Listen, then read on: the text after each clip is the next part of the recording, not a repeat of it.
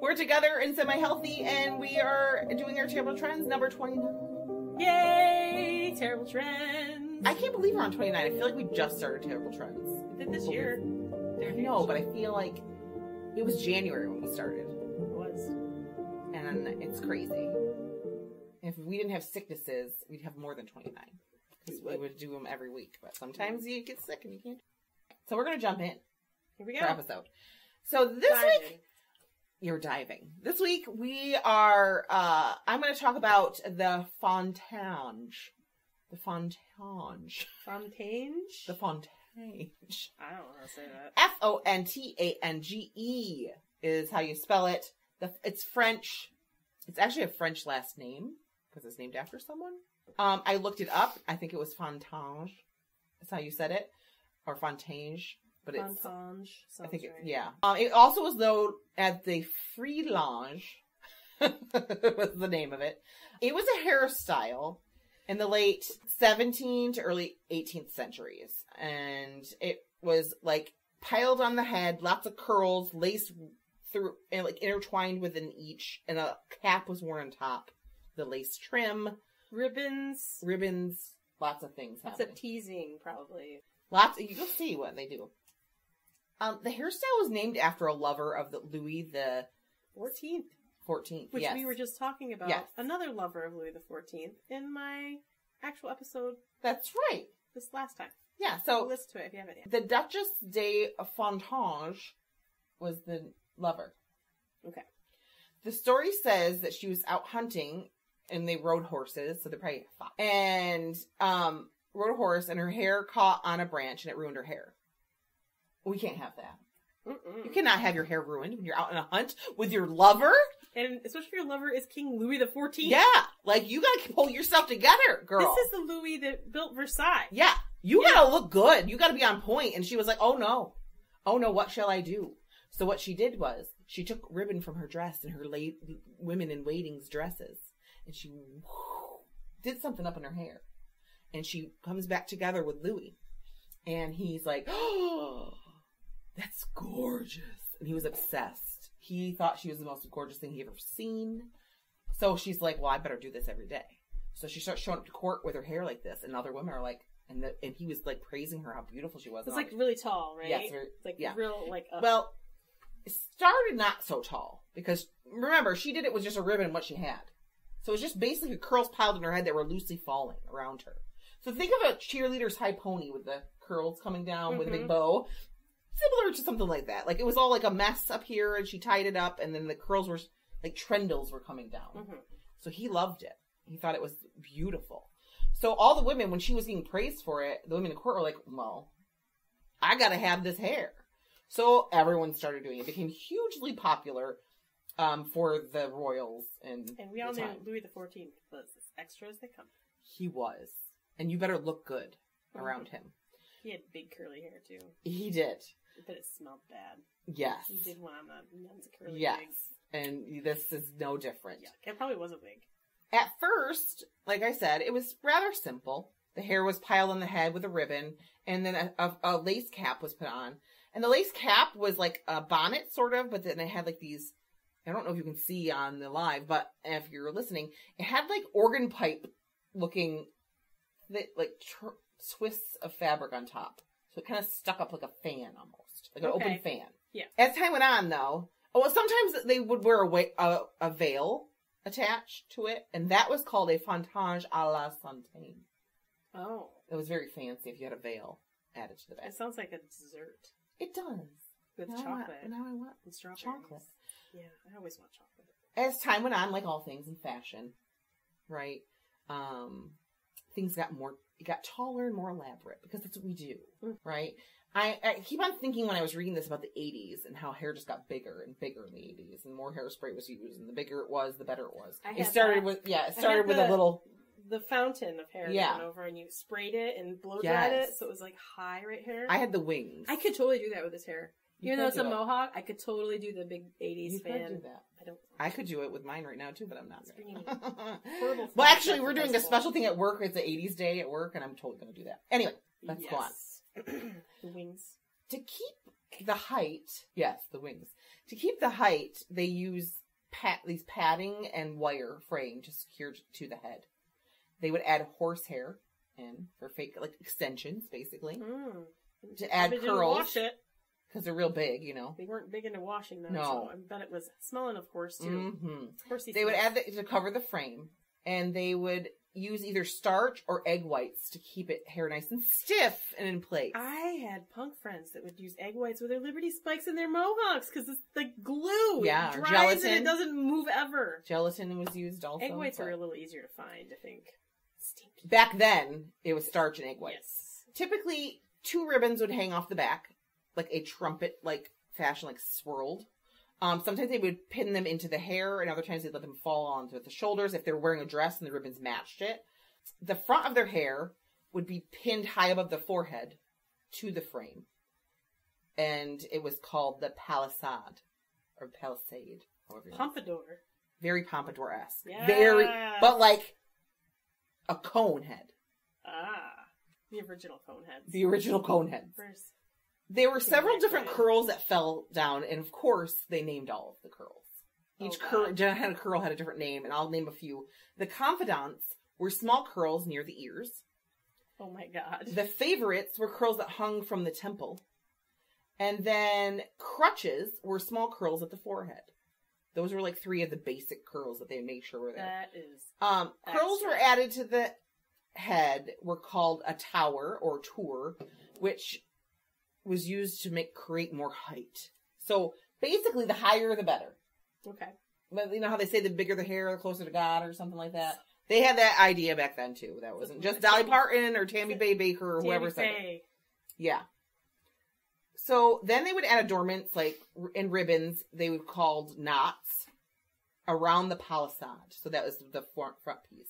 So they sometimes would put brooches in the middle of it. There's, like, diamonds. I can picture this in my head right now. Yes. You've seen pictures of this. Queen Mary II can be seen in paintings with her hair done in this Fontange style. And they started calling the hat one, too. So it's very confusing when you're reading about this because, like, are they talking about the hat? Are they talking about the hairstyle? What are they talking about? But they called both a Fontange. They reached their peak of popularity between 1690 and 1700.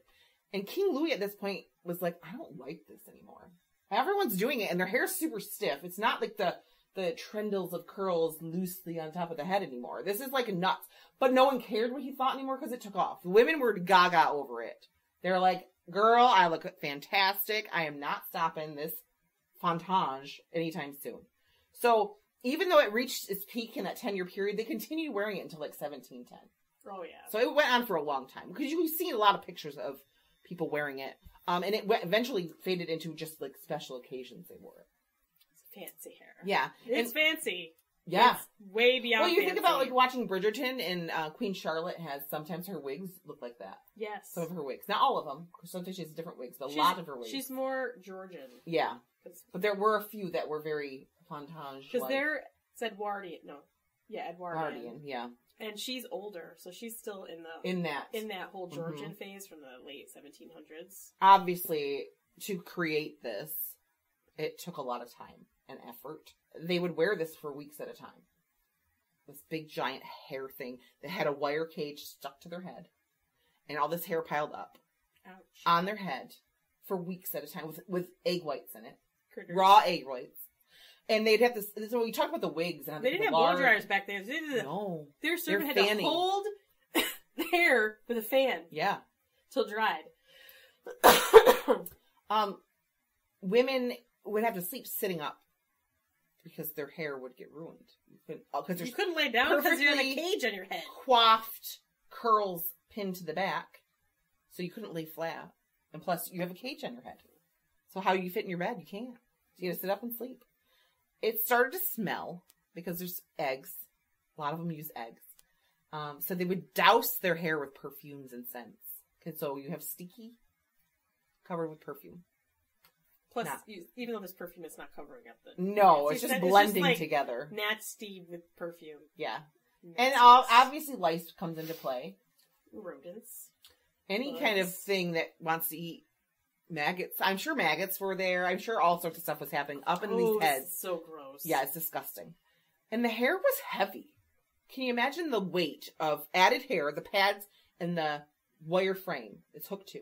And you're wearing it 24 hours a day, and the only time you take it down is when you're putting a new one up. So lots of neck pain started developing, obviously.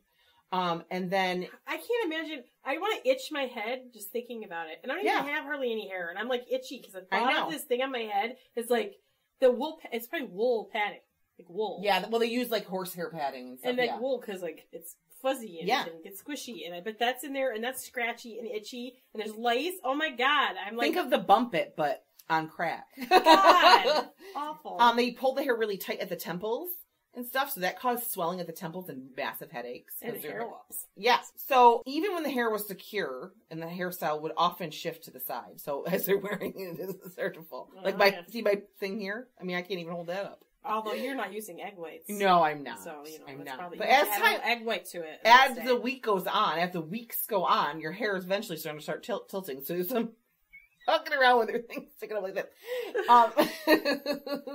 So they would shift to the side, and there were rumors that to prevent this in the future, women started discussing ways to prevent it by flattening the top of baby girls' heads so that they could wear this perfectly on the top of their head.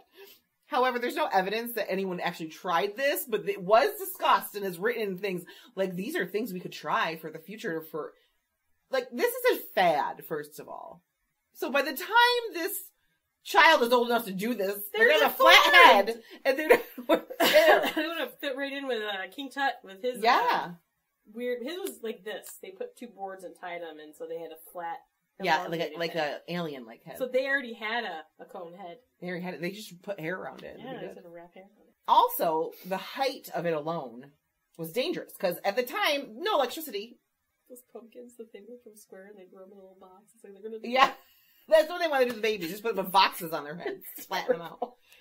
So you're thinking this is like, 1690, 1700. There's no electricity. And you have chandeliers still. And what's in the chandelier? To light up the room. Candles. You have this big thing of hair that's tall. And you're walking around with a bunch of lit candles. And your flammable shit on your hair. And your flammable shit, and the hair itself is flammable, and it's dry, and it's been up there for a week, and it stinks. Oh, God. So, people were, like, hair was catching on fire. There's, like, fabric and wool and all kinds of shit shoved in there. Mrs. von Eiten suffered a burnt neck, face, hands, because her Fontange caught fire, and she fell and did not think to throw it off her head. She just... went, that was the end of it. But women their hair was catching on fire. Just like the crinoline, was it the crinoline dresses? Yep, crinolines. When you're in a time period where there is a lot of open flame, wearing things that you can't go through a door with, probably not a good idea. If you can't get through the door, then you're going to get close to things and you don't know it. So your hair, so big, if you got to duck into a room. And they put candles up high. Yes. Light. To provide light, so you're brushing past but you don't know how close you are because it's not part of your body. Hi, Lauren, how are you?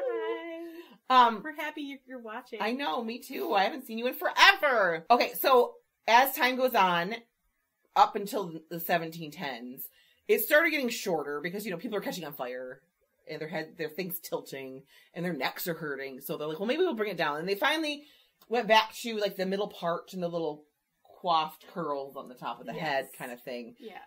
And life got a little bit better for women for a second because their hair was less difficult. That's when their dresses started to get more flammable. But then they got bigger dresses and they caught them on fire. So smaller hair, bigger dress. We're either burning women at the stake or we're catching on fire with their fashion. I know, really. Oh my God. So anyway, that's the story of the Fontange and its rise to why it happened. It's interesting though, because you think about, you've seen these paintings of women with their hair, and do you ever question, like, what the frick were they thinking? What made that was it. It just like any kind of fad, it starts out as a little fad, like it's something simple, and then people like, oh, I want it bigger, I want it bigger, I want more and more and more. I want to add more jewels to it. More jewels, you need more hair, you need it higher. Like, they went nuts with the hair pieces. Like, the things they would put in it. They had bird cages put in. They had, and you saw this, when I talked about the wigs too, how that played into it kind of around the same time where they were doing wigs and they would put like jewelry chests that had open drawers in them to pull out that they would actually put on the people's head. God. Yeah, woman, and it ain't easy. That's right. It isn't. I know, it's, the things people do for beauty, and we still do it today. And then look at the 80s, like, with the hair. Like, you look back at the 80s pictures, and it's ridiculous. Those were so flammable, though. Yeah, because they got hairspray. They had a lot of hairspray. So you look at the 80s, and, like, we laugh at this, but the 80s were just as bad People in their own way. People always talk about Aquanet. It was White Rain. White Rain. And Suave. And Suave, wasn't it Suave that smelled like apples? Or was that I don't remember. Aussie smelled like grape. Yeah. And Suave smelled like apples, but it was all about White Rain aerosol. You had to have aerosol or it wasn't going to hold. And it was fragrant. It was. Aquanet number 4 was the stiffest, though. I remember that for Mohawk friends. Yes. They would get the Aquanet. Or the egg white. Or the egg white. Or the gelatin. If they couldn't afford the Aquanet, because most of them couldn't. Yeah. Well, anyway, that's the story. And I think that, like I always say when we do terrible trends, someday they're going to look back at this and see my hair and think, did she comb her hair in a month? Yes, no. I have. But it doesn't look like it. But they didn't back then. No, but I'm saying someone, like, 100 years from now will watch this video and be like, what the frig was she thinking? What trend was that where you look homeless? That was a trend? Yes, it was. Yes, it was. It's called the plague. It's called stay-at-home chic. Yes, it's called the plague. It's called COVID. COVID chic. Yeah. You just look homeless all the time. It's fine. Listen, I'm all about big hair. I love big hair. But if you're going to catch on fire, just be careful. Don't make it so big that you hit the candles. Don't have candles. Oh, yeah, don't have candles. Don't light your candles. Don't have open flame. Just don't near open flame. Big hair, no open flame. Perfect, right? Perfect. That's what they make LED lights for. That's right. Now we have the... low wattage. We have electricity, so we don't have to worry about it. Yeah. Make your hair as big as you want. Put your bird cage in it. Put your jewelry box in there. You can have it as a purse. Just shove all your cell phone in it. Oh my God. Right? We should do that for Halloween. Make like big Fontange hair with purses and stuff. Or like one of those plastic thing with the drawers. Yeah. You can open them. You can have like a selfie stick coming out with a phone.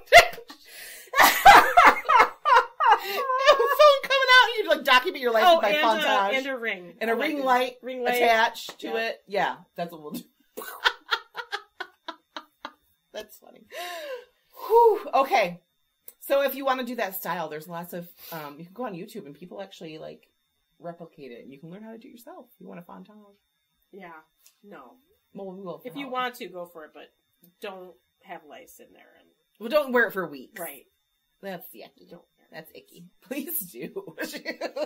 We will. Okay, patreon.com/thecousinsweird. For $1 a month, you become a freaky friend. Free sticker. And bonus episodes every month. For sure. Then, if you want to go real in, it's $5 a month. You become a terrible trender. You get all those things, plus ad-free episodes and a free gift every year. And a monthly chat with us on other Patreons. A live chat. Yes. Just chit chat about weird things, because that's what we do. It'll be awesome. All right. And then you want to make sure that you're following us on Facebook and Instagram. We always share pictures from our episodes, so things that connect to what we talked about, so you can see, what we're talking about in the episode, and you want to see the pictures, because you need to put that image. And if we had to see those pictures for some of the stuff that she does, if I have to look at it, you're going to have to look at it too. Hey, I was good this week. It was all fairy tale castles. You were good this week. It was the first time ever, but it was a lighthearted. Yeah, it was good. Yeah. It was lighthearted till the end. Yeah. Well, and if they want to reach out to us, you can send us an email at thecousinsweird@gmail.com. Send us your spooky stories, your freaky stories. Yeah. Anything weird, bizarre, you want us crazy. Any requests you have for us, even if you just want to share a nice little thought with us. So, we did have somebody reach out to us, Kara. Hi, Kara. Hi, dear. I missed you too, and you're wonderful, and we loved your note that you sent to us. Yes, that means... And I'm so glad that your daughter listens with you. I know, I think that's precious. Hi. I'm not going to say your name because you're a minor. And yeah, we don't like to say kids' names on there. Kara's adorable daughter, who looks just like her. Yes. She does look honey. And she's, oh my God. Kara, you're sweet. Thank you. I appreciate those nice words you said. We love you, and I miss working with you. I don't really miss where we work, but I miss the people. The people. The people are important. For sure. Yeah. Oh, as usual, the best way to support us is to spread the word. Tell your friends. Share our episodes. Share this live. Share us out there. Just word of mouth if you need to. Rate us and like us. Follow us and switch on your notifications. Yeah, make sure your notifications on so you never miss an episode. And that's it. That's a wrap. All right. Bye. Stay freaky. Stay freaky. Bye.